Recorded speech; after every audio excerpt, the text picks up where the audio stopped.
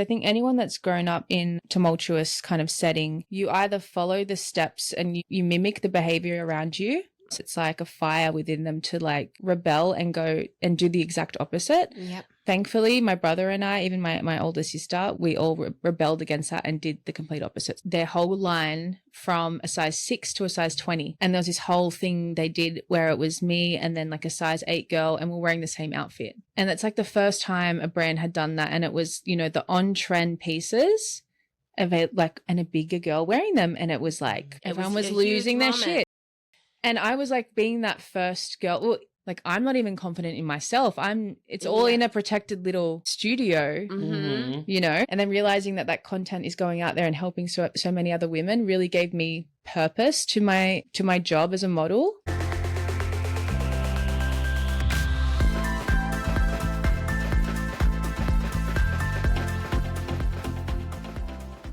Welcome back to Blonde Highlights. We are here with a very special guest. She is an international fashion model, a full-on queen.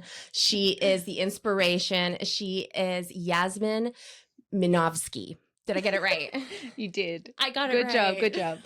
Hello, everyone. I am so excited that you're here. I haven't seen her in 6 years? It's been forever. I'm so excited to be here. It has been like a full-on reunion. We are drinking some White Claw tonight. We're sponsored. I'm kidding. We're totally not sponsored. No. Thank you, White Claw. Yeah, thank you, White Claw. So how are you? What's going on? I'm good. Well, first of all, we're reunited back in LA. I know. We used to model together back in Sydney for a long time. For a very long time. Where did we first meet? Was it? I think it was on set somewhere, or someone was like, you know what, you would get along with this model, Kris. Yes. And I think we just... Yeah, we met on set. Yeah. I think it was... Can I name drop? Yeah. I think it was City Chic. Yeah. Yeah, we definitely met on City Chic. Back in those days. And then we just clicked, and then we would be hanging out. And then when I was in Sydney, you would come to my hotel and we'd have total slumber party vibes. We'd shoot random content around I don't even know, the Wyndham I was staying in Sydney, some random hotel. But yeah, so how is life in LA? It's been crazy. Honestly, it's so different from Sydney. I thought moving here I wouldn't get any culture shock or anything like that because I'd been here a few times before. And, you know, being in the industry, you're always in a new environment, meeting new people. So I felt pretty confident about moving here. And then I moved here and I was like, what the fuck? Oh, am I allowed to swear? You can swear. Okay. No. I was like, what the fuck? What do you feel is the biggest difference? I had major culture shock. I think just... I moved downtown LA. Okay. First of all. So yep. A lot of homeless people telling me how dangerous it is. You can't walk the streets. And I was like, oh my God, what am I doing? Yeah. And, you know, I left my whole life. I broke up with my ex after 8 years. Okay. So you guys did break up. I wondered that. I didn't. Yeah. I assumed. I left everything and started over here. Good for you. Yeah. That's a bold, badass move. I needed to do it. You know, sometimes you just get too stagnant where you are. And you know how it is in Sydney with modeling, it's kind of a rinse and repeat. You're on this cycle and I'm like, I'm over it. I'm either going to retire or I'm going to try something new. And now I've been here for 18 months and I love it.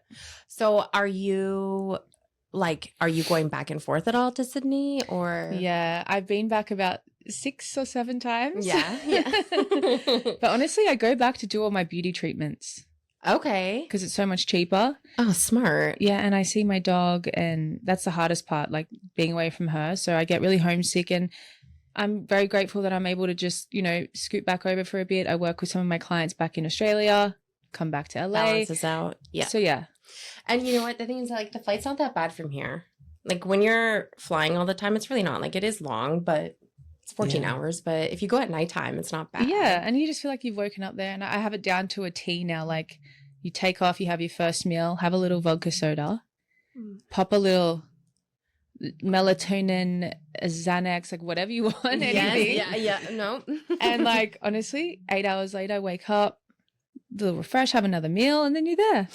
That's what I used to do. I used to have my wine, and then I would take the pills that are at the airport, the sleep easy ones. Oh, the ones in America are crazy. They're fucked. Knock the fuck out. Like, I would have my wine, my first meal, and I would pass out. And when I woke up, they would be like collecting breakfast. They're serving breakfast. Yeah. Or like collecting it. Like, I'd miss the meal. It's the best. I love that. Oh, Yeah. I love hearing your accent.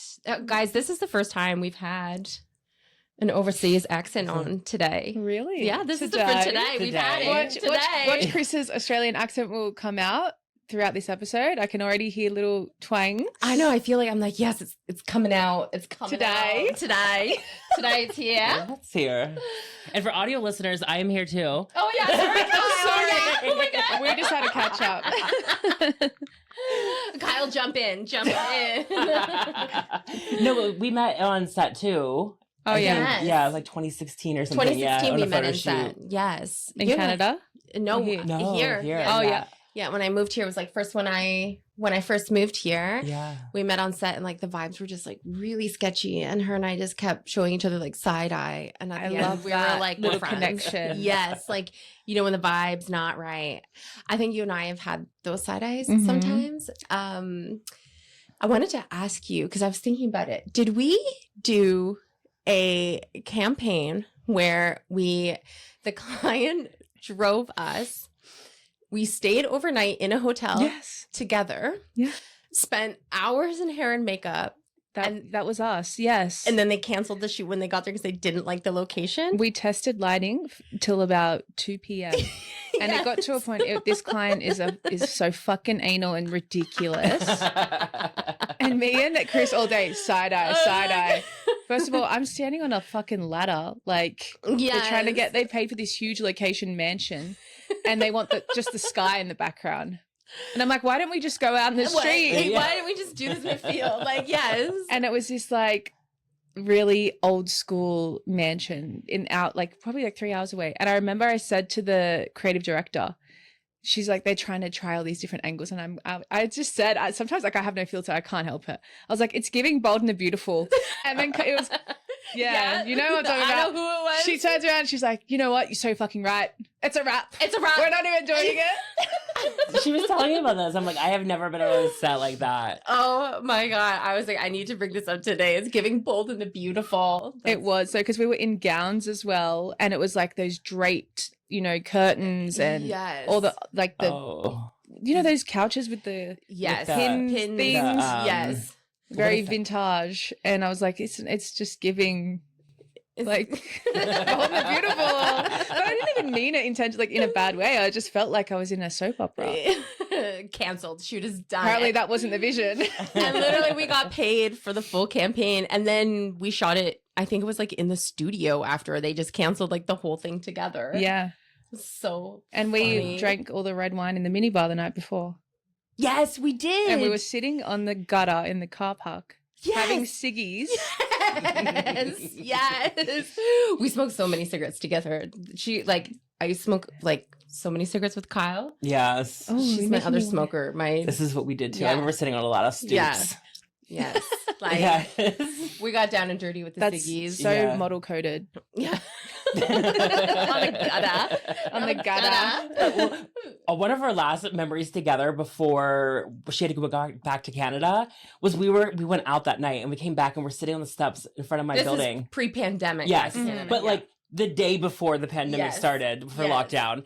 So she was sitting on my front steps and we were out there just like drinking, smoking. And this homeless guy gets up from a sofa that someone had set out and was basically like offered a threesome. And yes. Spicy. we're like, no, thank you. No thanks. And then they just let me sleep on it. Yeah. They popped up on the couch and then they just like laid back down. We're like, all right. Oh my God. So Kyle, since you haven't gotten any attention, do you want to start first with your highlight and low light? Sure, I will start first. Yeah, start. I feel like you're setting me up right now. I feel like you're planning though. something. I'm You're not. scheming right now. Well, I think my highlight is tomorrow. I think you're going to see my comedy for the first time. Yeah. Besides that one time, last time you were here, I did go to a comedy show and I was just like, we were pulling up and I was like, I have no fucking clue what I'm going to talk about. I was like, we're just going to wing this right now. I thought it was funny. And that was like a weird space. But like, I think tomorrow you're going to see like, actually it's here, but I think you're going to see a totally better version. Side. Yes. With a more supportive crowd. So you better deliver. Yes. Disappointed and judged. But you know, our low light today is me and Kris had just a knockout drag out fight. And I had to like, you know, threaten to kick her out of my apartment. For what? Because listen, so we were talking about Australia, and I was like, I just really love wombats. And she's like, I thought you like koalas. And I was like, no, like wombats are like my favorite animal. And she threw a fit and she was like, I bought you a koala necklace. I was like, I have a koala by your name, like in my phone. Your whole life you've been saying you love koalas, and now you're like wombat. And I was like, bitch, who? Like, since when? What type of animal did you call it? A marsupial. A marsupial. Yes. Say it? Marsupial. And then she was like, you don't have my photo from my contact on your phone. And she's like, I do. I was pissed. It's getting kind of petty, guys. No. Going on. We have these fake fights all the time. And I can hear my roommate in the next room. And I was like, get the fuck out! He was probably got quiet. And then we were like cracking up laughing. It's good. Okay. No, actually, I was just unprepared and I didn't have a highlight or low light. So I was just like, and I think Kris is about to set me up right now. I'm not setting you up. I was going to say that my highlight is that finally, for like the first time ever, Kyle like actually did my hair, because I was like, oh my God, like Yasmin's coming in. She's coming straight off set. I was like, my hair's greasy as balls. I was like, I already had it in a messy bun, and I was like, do something with my hair. So we put it in these braids. I think they're cute. I saw that you had a sickness band tying your hair up earlier. Yes, so this is great. Yes, I did. I love that you picked up on that. Yeah. Yes, I did. I had a motion sickness band in my hair, thanks to the kids. They left it in my purse, so I was like, perfect. Yeah, but she finally fucking stepped up and did my hair. Yeah, so, like I've never done it before. No, like just those years. No, I just had to pay for it, but like this was like free friendship hairdo. But you do have a hair like on your cheek, and I've been meaning to just like pull it off. I'm falling apart during the podcast. Like we filmed 2 episodes the other day, and I had like back-to-back episodes with like lipstick across my teeth. Oh, like dear. I'm a hot mess. So then my low light is that I was walking into the store, but I was like crossing the street, and like this jogger like came out of nowhere, and I was just like, what the fuck? Like he almost like pushed me off like into the road, and I was like, I'm tired of joggers just like not giving a fuck whether like we live or die. Like, has that happened to you where they're just like, they don't care? Joggers. Like people running. It's I like don't be outside like that. You're like, no. I rate bike riders. Same thing. It's the active crowd. Especially in Australia. It's Yes. so active there, and everyone's like, bike riders just be getting nasty for no reason. It's ridiculous. And I'm like, I'm being polite. Here's, I'm waiting, chilling. Yeah. Just the aggression behind anyone that's in like that focus mode with like, I'm an athlete, okay? Yeah, I'm an athlete. I'm It's better like, than okay, you. bro. Yeah. Cool it, We pal. get it. You're fucking fit. Like, Oh my God, I thought you were about to set me up. With No, that. I didn't. You was like, oh, it's going to be about Kyle. no. Oh, I thought Why saw are you all so the scared? signs. I saw all the signs. I was like trying to be defensive. No. No, just kidding. But this is, but you have to tell her about what happened this morning at the gas station. We said it on another episode today, but like, we got to talk about it. Should we talk about it again? Yeah, I think so. She needs to know. Okay, so very quickly, we're at the gas station this morning. Okay, tell the story. About Okay, I'm going to tell this time. Okay, so first of all, my car alarm's going off because I accidentally set it off. And then this I love guy the chaos. in like this, like one of the big Uber black like SUVs, Mm-hmm. he was out there and then he's like giving us the most dirty look ever. And we're like, oh my God, he's pissed.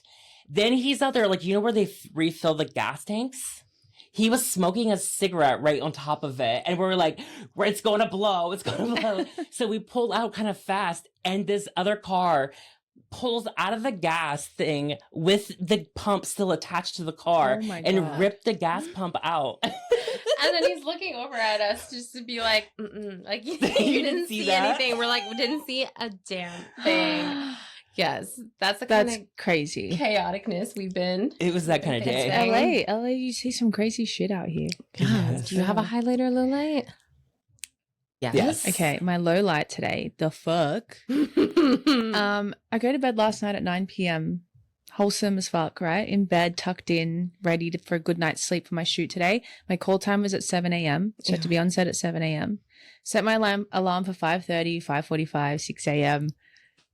I wake up. My room is bright and there's construction noise going on. So it's like 8:30 a.m. I wake up. Oh my God. And I'm just like, you know when you like wake up and you're like, you remember like what you have to do that day? Yes. And I was just like, so I just like jump out of bed. I had all these missed calls because I sleep on D&D. Like, yeah. I'm not doing that anymore. No, you can't because do I can't that.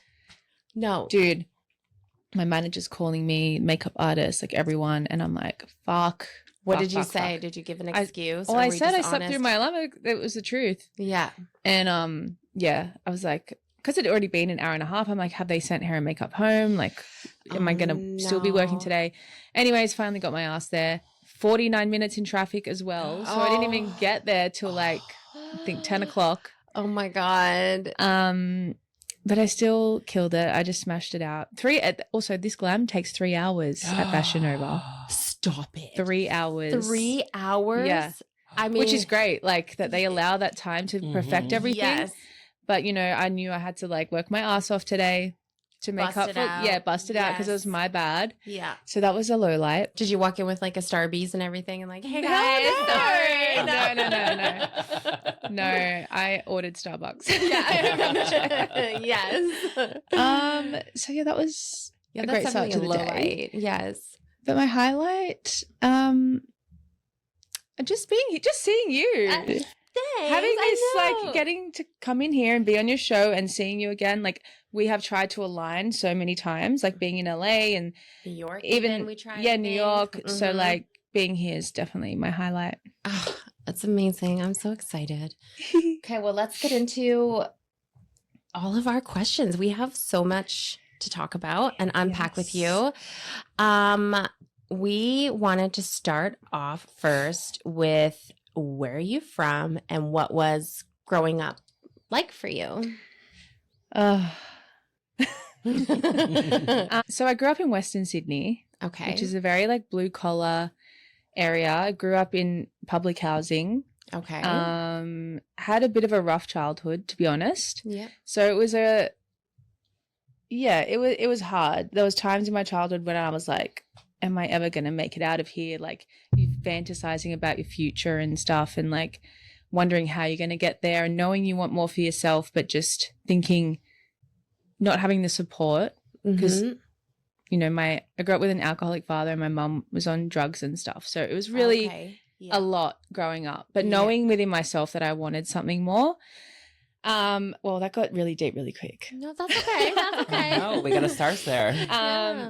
So it was, my childhood looked like that. Okay. Yeah.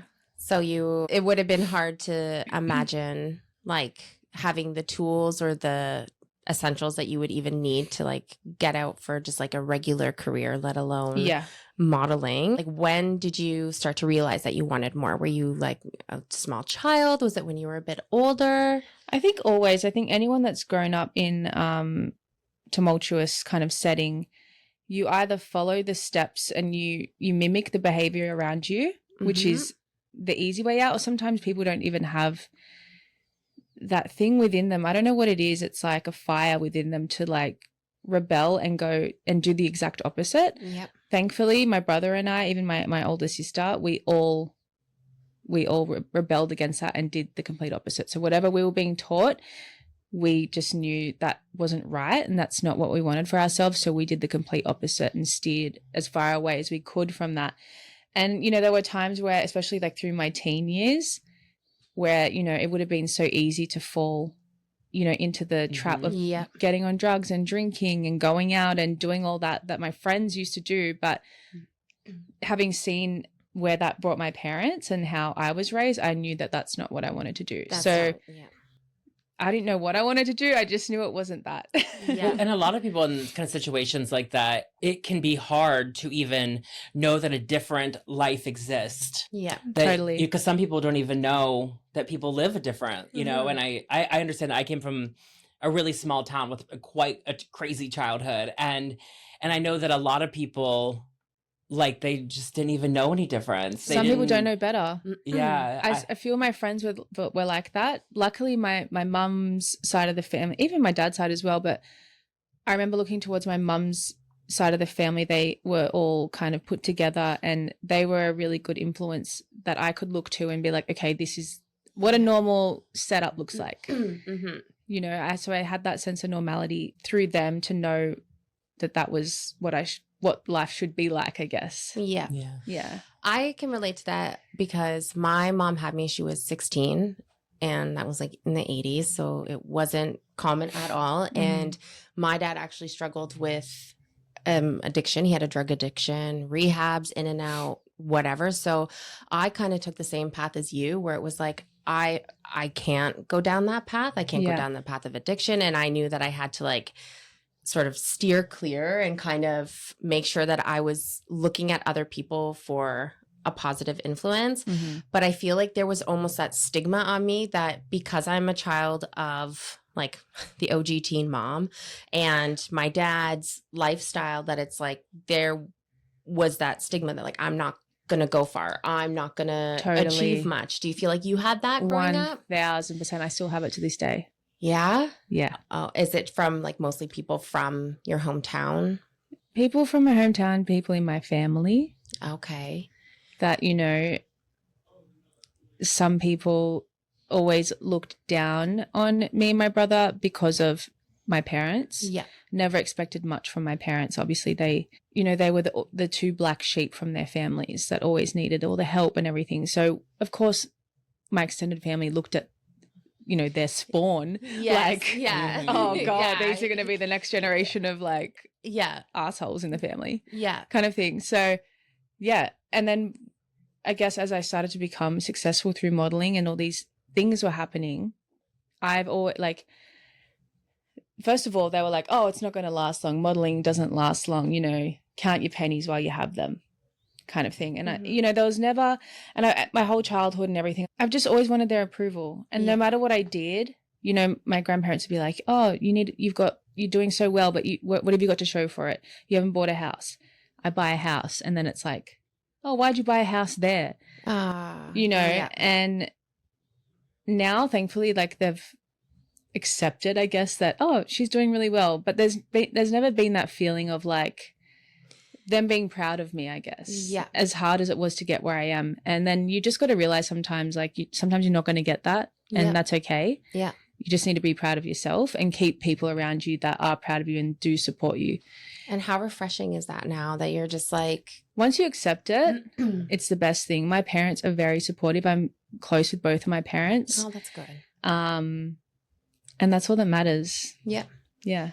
No, I think that's good. I think there's such a pressure sometimes to like, especially if there's one set of lifestyle that's always been modeled in a family. Like you grow up, you get a house, you get married, you do this, you do whatever. And sometimes even just like stepping away from that just sets in a little bit of judgment, or like exactly like you said, like, why would you buy the house there? Like you're not doing it exactly how some people like want to pave the way for themselves, or it's been in the family and it's like, yeah, it's like, dude, I bought a house. Yeah, like what more do you fucking want from me? Like, you're like, have you seen me? I'm a model. Like, fuck off. Yeah. I know. When I go home, my mom's. It's always the dad's family. First of all, that's like, it really is. But my mom's family, they're always like, you know, if you move back here, we'll pay to send you to nursing school, and you can become a nurse, and you can buy a house, and you can do this and do that and do all of these things that you should be doing. And it's just like, no. Yeah. I am happy with all of this. But it takes a lot, though, to like start accepting that, like, I don't need their approval. I'm going to do what I want to do. This is what makes me happy. And like, clearly you're killing it.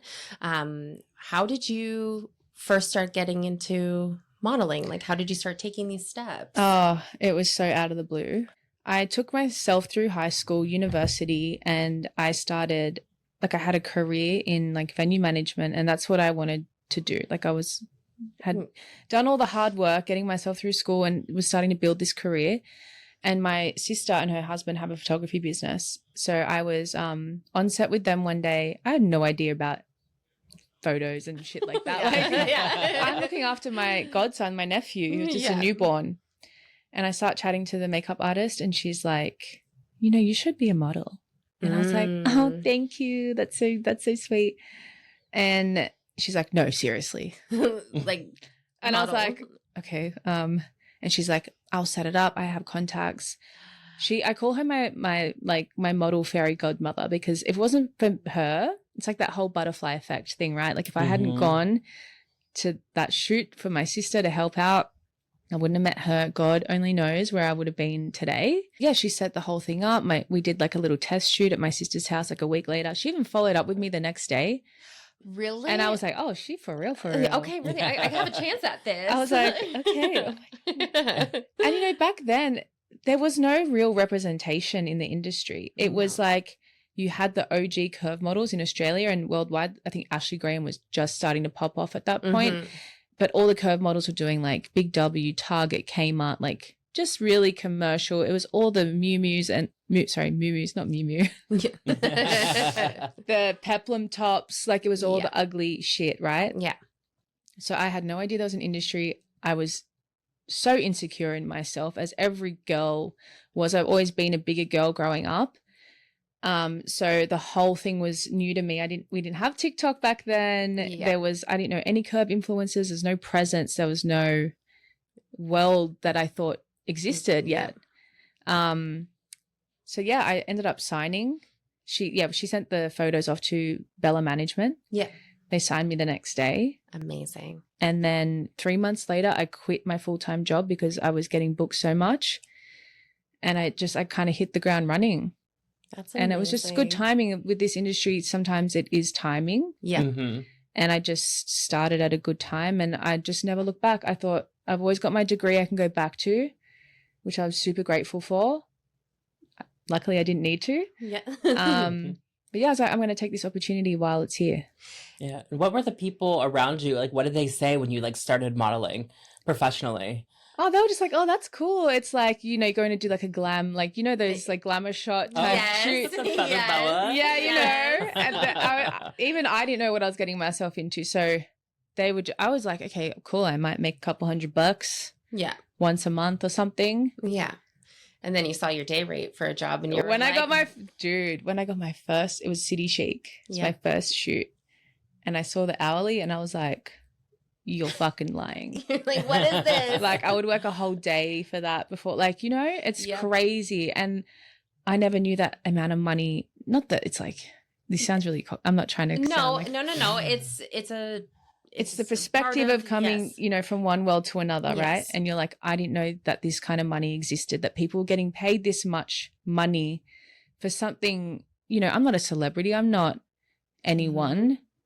And I was like, yo, I'm going to do this. You're like, wait a second, there's something here. I'm going to tap in. Yeah, we're going to lock in, guys. We're locking in. And you have. And you know what? It's so cool because I remember meeting you on set of City Chic, and you were just starting, and you know what? You were so just like, you're really shy and just so like cute, and just like you and I remember us talking about it and talking about like you starting to post on like social media and stuff, and I just remember you were like, okay, well, I don't really know what to do. And now I look at you and I'm just like, you are not the same. Like, you have grown and flourished, but you are still like, as soon as you walked in the room, I was like, okay, good. Like, you're still just like good to your core, like sweet, down to earth. Like, no, like you can just. It's been very important to me. It's like my number one thing that I always want to maintain is my gratitude, and being humble. Yeah. No, and you have like, yeah, it's so cool, especially like how far you've come, and like seeing you just from like so shy, and then now just like, who the, like, I literally message her and I'm like, you're making me sick. Like, I'm like, you're so fucking hot. Like, well, not that you weren't hot before, but you have like a whole energy now. Like, it's, oh my God, I know. I'm always rooting for you. Like, when thank you, you. I'm gonna sound really creepy, but when you did your line with You and All, I remember I was ordering it and I got a message from them to say that it hasn't officially launched, and I had to wait a few days to get, like, to actually be able to place. And I was like tracking it, and I ordered 3 pieces, just so you know. Yes, God, of course. I was like, yes, bitch. Like, yes. I love you. And it's crazy because, you know, you and, you know, Sophie Shepherd and Jess Vanderleen, all those girls, you guys created, when I started, just such a warm, inviting, supportive community, like big sister vibes. And I had no idea what I was doing, and everyone was just so like helpful, and, you know, if you ever have any questions, like, you know, and it just was so supportive. And then as I kind of filled your guys' shoes as my career went on, I always maintained that same energy to other young models I met. I said, listen, we ain't going to do all that shit up here, okay? These are their house fucking rules. Like, we're supporting each other. We're keeping it, you know, there's no competitiveness. There's space for everyone. That's how I felt, and I really wanted to carry that on. So, you know. I love that. You're doing a great job. Sometimes on set, there is this thing about when you're really young. And I started very young working on freelance sets. And I was on a photo shoot, like, or a music video, like, I don't know, like 6 months ago or something. And there was one of the wardrobe stylists was very young. Like, she was like 19, 20 or something. And I did whatever. And I made a point to be like, we support you. You are freaking amazing. Like, and I was just like giving her the whole thing. I'm like, you know, you got it. Like, it doesn't matter your age. You know, I was like, I remember being that young, and then people being like, and like walking down the steps on set at lunch, and people like, how old are they 12 years old? Yeah. like how do they even know how to do this? Yeah. It can be such a scary environment to walk into when you don't know what's expected of you, and, you know, how to perform and how it all kind of works. So, and some clients are just so damn picky. Oh, I know. We know why. Love her, but some picky. of us. So what were some of the challenges that you faced early on in your career? Oh, just major imposter syndrome. Okay. And let's unpack that. I had that right up until like recently. Really? Yeah. Okay. It's an Australian thing also. We have major imposter syndrome and tall poppy syndrome. So we always kind of, you know, oh, we're not even that good. Like, we're very like, you know, we're not one to like talk about our successes openly. It's just, you know how it is there. It's a cultural thing. Yes. But when I went to move, so when I first started, as I said before, there was no, you know, world that I knew of. Like, there was no girls before me that were wearing stuff that I was. So let me give you context. So when I first started popping off, it was with Shopo. Yes. Shopo was one of the first brands to start their whole line from a size 6 to a size 20. And there was this whole thing they did where it was me and then like a size 8 girl, and we're wearing the same outfit.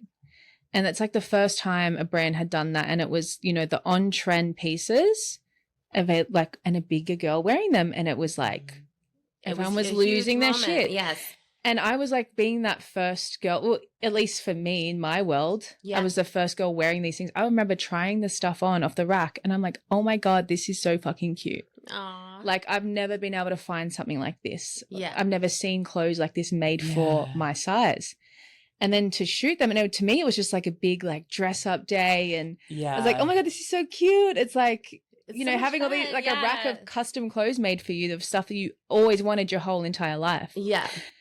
And then you realize like, oh, all that content's going somewhere, and it's, you know, all these eyes are seeing it. And I started getting like a big influx of women messaging me on Instagram being like, you've inspired me so much. Aww. You've shown me I can wear this. And that was like, I was like, hang on. Or comments like, I love how confident you are. You've inspired me to be confident and wear short skirts and show my arms and, you know, show a little skin in my stomach and stuff like that. And I was like, wait, what?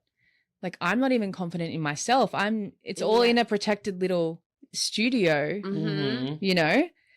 And then realizing that content is going out there and helping so many other women really gave me purpose to my job as a model And I was like, okay, this is amazing. This is why I have to keep doing this. Yeah. But it was definitely like a huge obstacle for me to overcome and accept and be like, I wasn't actually confident. It was all kind of fake at the start, but it grew over time. And that was like the biggest thing I had to kind of realize, like, okay, even if you're not feeling it, you have to show up and put it on because you're helping so many other people. Oh, that's really special. Sometimes you just got to be like, I am that bitch. Yeah. Like, I don't feel like that bitch, but I am that bitch. Yeah.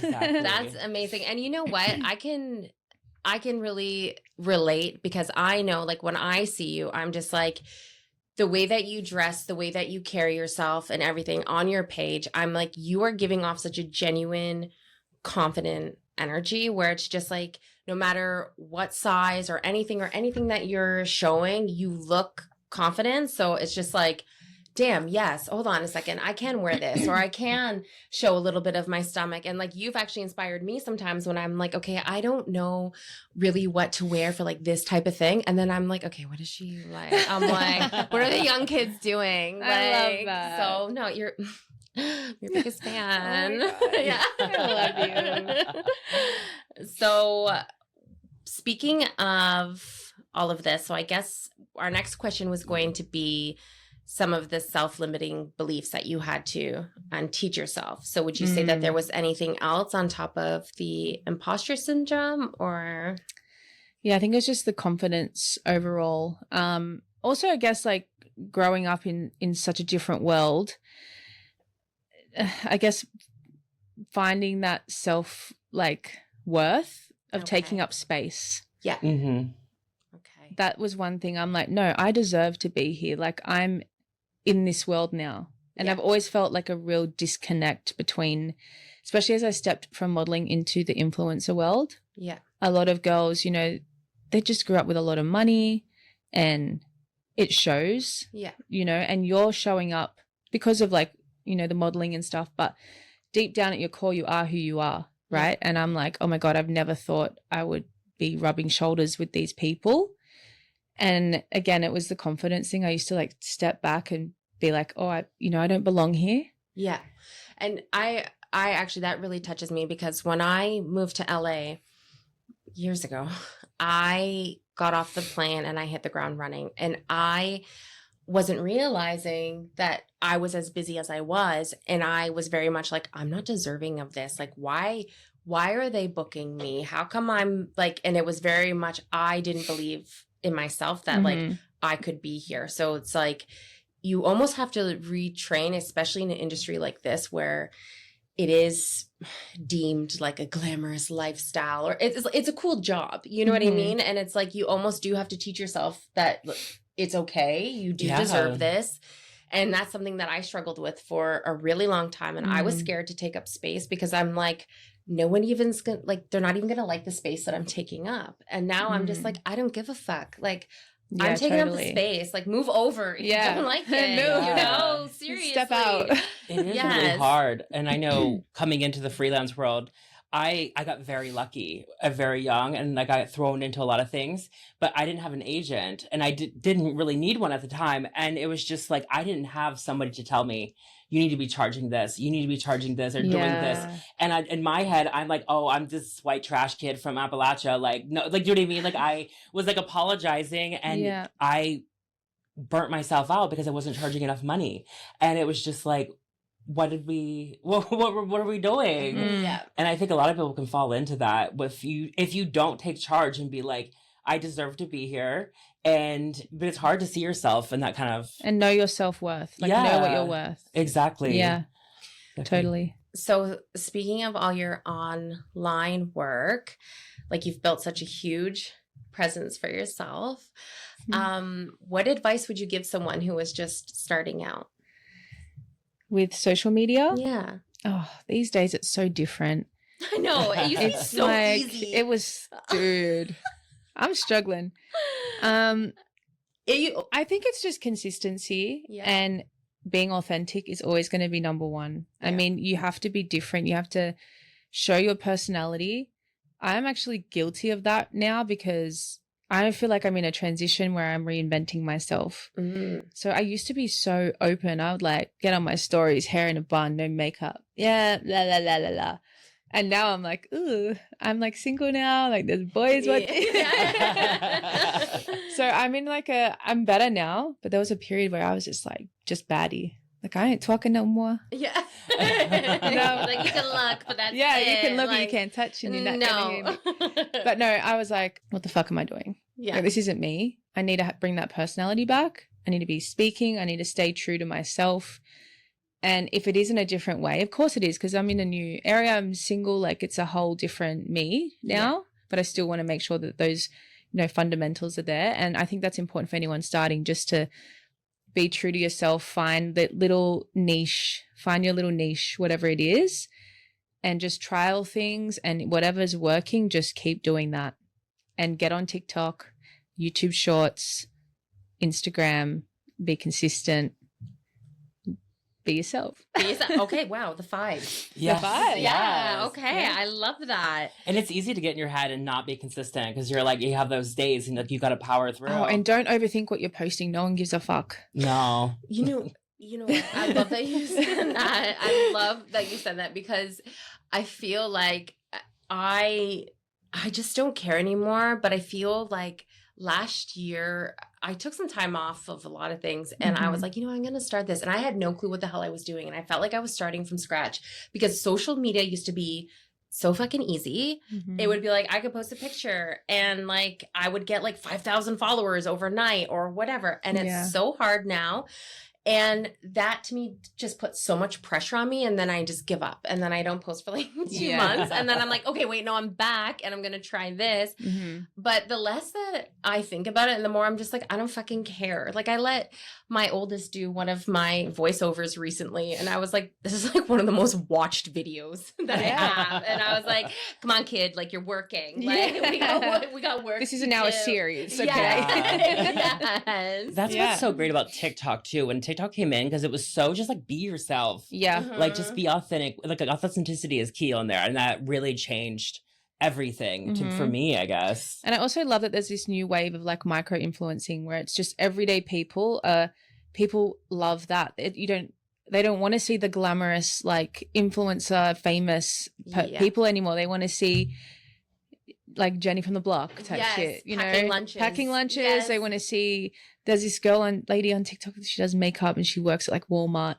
Like I forget her name. Okay. Just the realness. Like, and so anyone can do it now. You just share your life and don't think, no one cares about what I'm doing. Actually, a lot of people do. Yeah. Like people like seeing the everyday relatable stuff. Even what I'm doing, I'm like, oh, so what? I'm in LA, but everyone loves seeing it.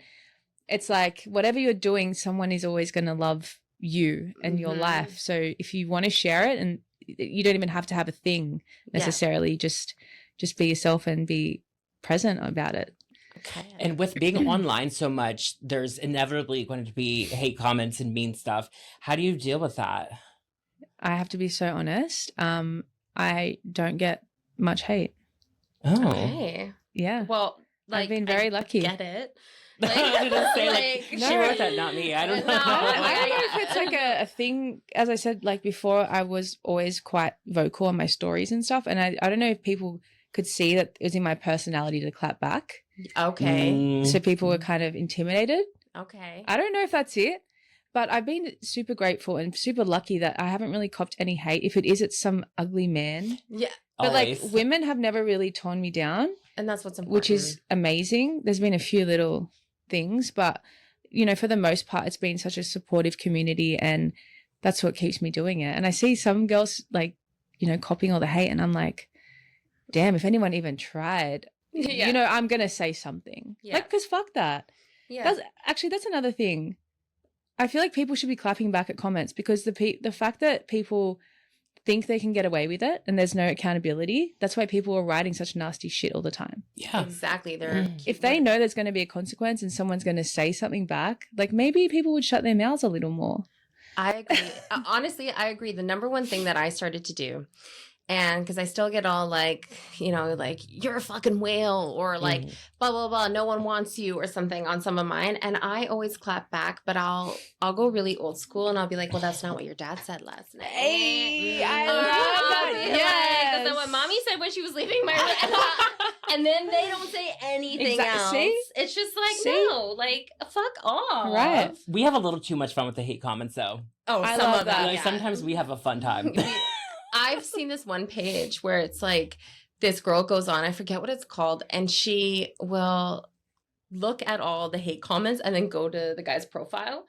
And yeah, then it's show like the photos. Ugliest, yeah, it's like the ugliest guy. See, I'm here for that. I'm here for that. Sorry. Nah, no. Don't even try me. I did that with our podcast TikTok account one day. Mm-hmm. Yeah, we did that. We were dying laughing. We're like, okay, Greg. Like, Okay, Gregory. What's something that people don't really realize about working in the space of influencing and being online, and because your page is like a business, or all your platforms? I think like how much work it takes. Yeah. People always go, oh, you just take photos all day. I'm like, well, you sit at a fucking desk all day. Yeah. Mm-hmm. Okay. Yeah. So yeah. talk to you when you clap back I've heard, actually. Like, yeah, like you sit on your ass all day. I'm doing 80 outfits a fucking day. Like, yeah.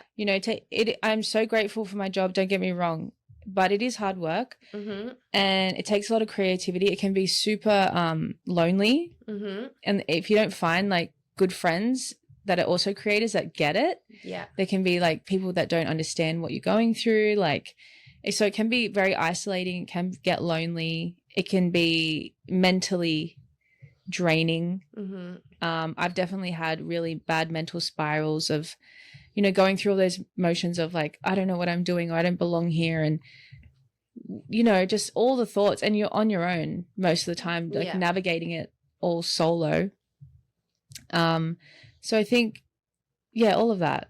Yeah. Yeah. Yeah. It's hard to be on. Like, you know what I mean? Like, behind the camera, you can just have a shitty day. But in front of the camera, you got to make it look, it has to be a great day every day. Yeah. When you're being filmed or photos. Yeah, for sure. So have you, especially like working in Australia and then coming here, have you noticed, so pretty, have you noticed a trend or like a shift in body inclusivity, or is there, like, do you notice a difference? How do you feel about that? Not really. I always knew America was like kind of ahead of the game. Okay. With a lot of things. I think I've started modeling here at probably the biggest downfall of our whole industry. What we've built it up to be, there's been a huge decline. Yes. In representation. It was almost like it was just a trend for a minute.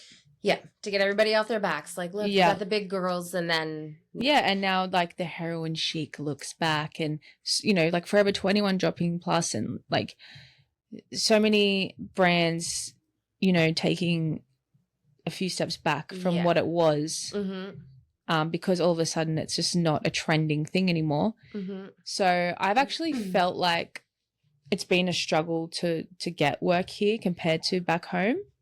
I feel like back home, I didn't actually realize when I moved here that I expected there to be the American version of, Show Perm, White Fox, and Princess Polly, Oh Polly, Baby Boo, all of that. No, they're just Australian. Yeah. Yeah. And I was like, oh, okay. Yeah. So who the fuck am I going to work with? Yeah. Like, wait a second, they're not here? Yeah. And there is the representation is here. I actually think Australia is like still killing it more.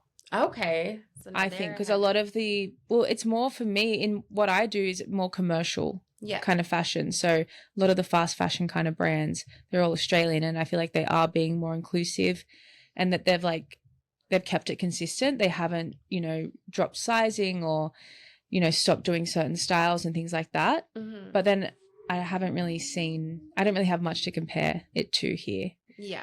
I noticed that when I moved to Australia, I actually was really busy, and I think because it's so much, well, I'm sure now it's grown. I don't know what it's like now, but it was so much smaller in the modeling world that it was like I felt like I was working all the time, and I was busy, and there was a lot of opportunity, and I was working more then than what I'm working now. And there are so many brands. And I actually had a real conversation with my agent recently, and she was like, they are now stepping back to, like you said, they want smaller sizes. And now with certain things that are happening to up the prices of things coming in overseas, it's like, I just had another recent conversation. A lot of brands can't get their sizing as well. So that's kind of slowed down. Yeah. But I find that really interesting now that Australia is still...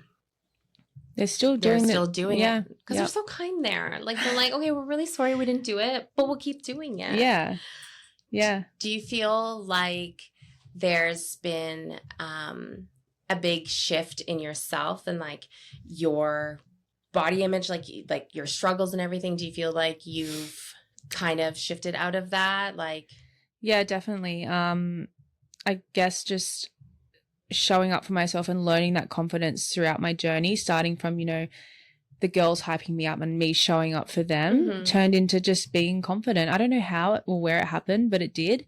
And then, you know, I'm 34 years old. So I started modeling at 25. So I was already, you know, had a good head on my shoulders. I, you know, was kind of certain of who I was anyway. So it was easier to get to that. Good. I think being in your 30s is just like the best feeling. Like, I'm so confident in who I am. I know what I want.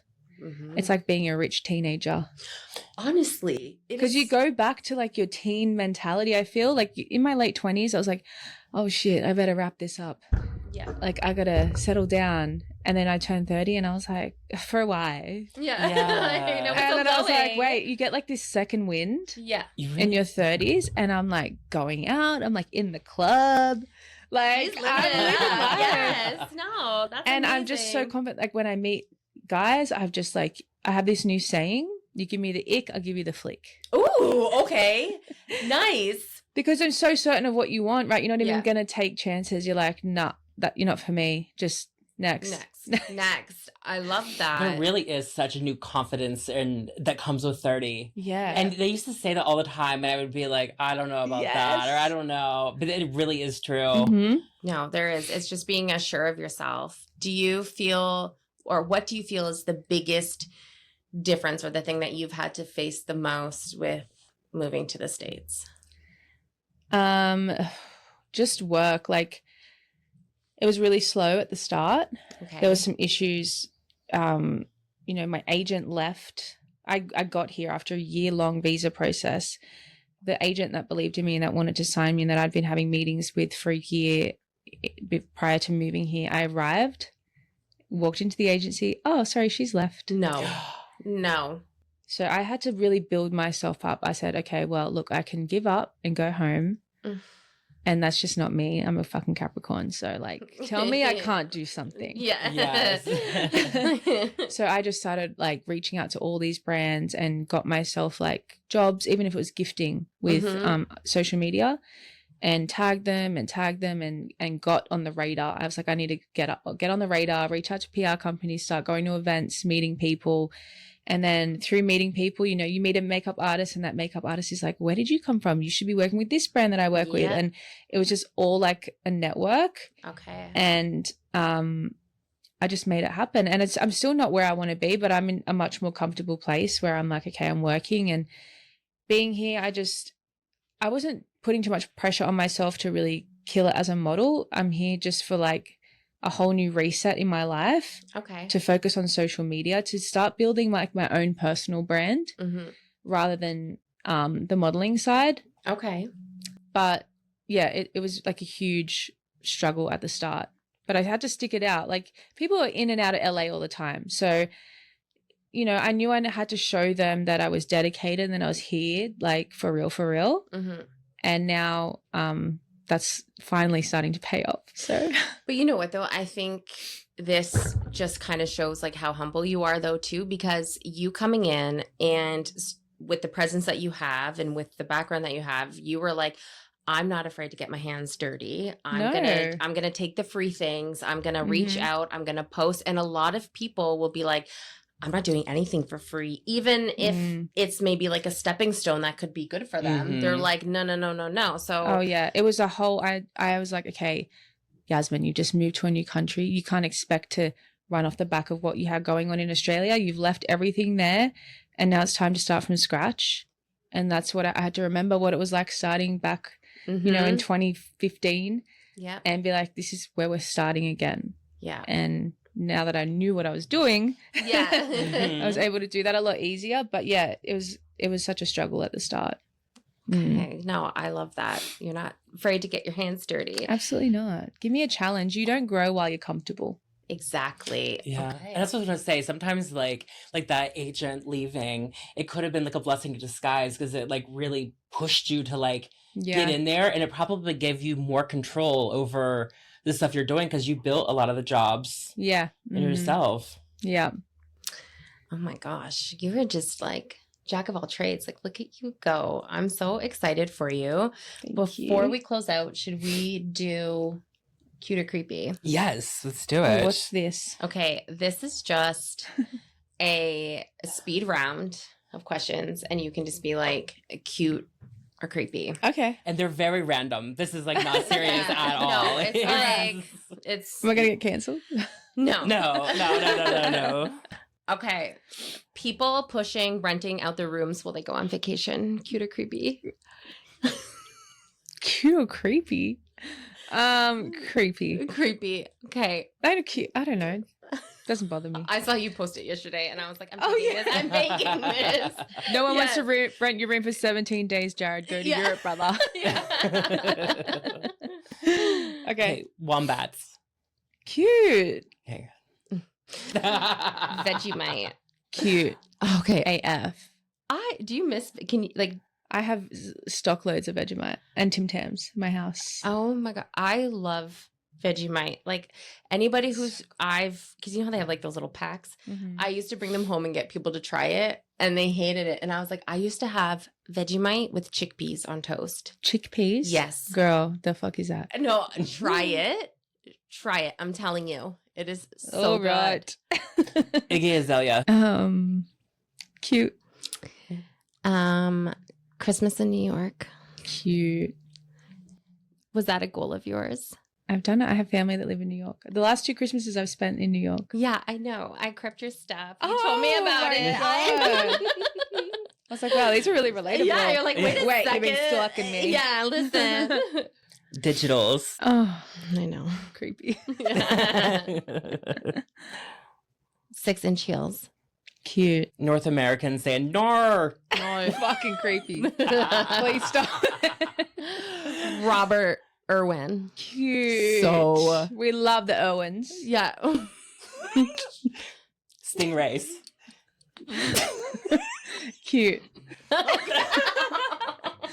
They are the little eyes. They are cute.